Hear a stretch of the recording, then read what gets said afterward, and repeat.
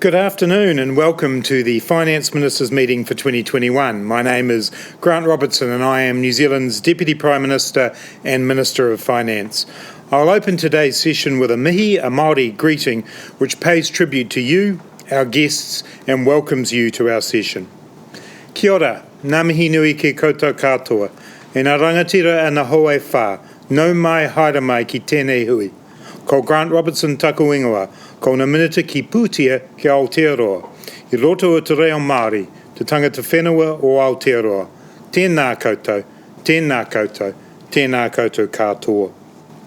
Once again, I would like to welcome you all to today's meeting.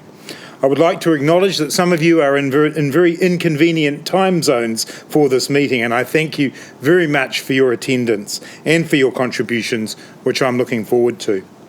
This has been a difficult year for many of us. I had hoped to be hosting you here in beautiful New Zealand, and I'd also hoped that a year on from our last meeting we would be focused on different issues. But we all continue to battle the effects of the COVID-19 pandemic. The pain that it has wrought on our people, our economies and our health system and our healthcare systems should not be downplayed. The emergence of new strains of the virus means that there is a great deal of work still to be done.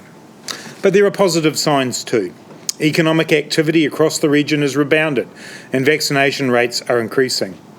There are plenty of headwinds in front of us, some we can influence more directly through our individual but also collective actions than others. In short, there is still much more to do. Increasing vaccine coverage is the key to limiting infections, hospitalisations and deaths, but reaching everyone is a massive undertaking. As we work to bring the pandemic to an end, we must not lose sight of the broader challenges and issues that are affecting our region. For example, the climate is changing. Extreme weather events are becoming more intense and more common, while patterns of rainfall and temperature are shifting. All economies must play their part in responding. We must spur green innovation, and we must make our economies more resilient. I look forward to hearing how you are using the tools at your disposal to shift behaviour and investment, as well as how we can work together to reduce emissions. The pandemic has also shone a light on the inequalities in living standards that exist within and between economies. Some groups, such as women and Indigenous people, and some sectors, such as tourism in New Zealand, are especially vulnerable. But government policy can support those most in need through redistributive fiscal policies and welfare-enhancing structural reforms.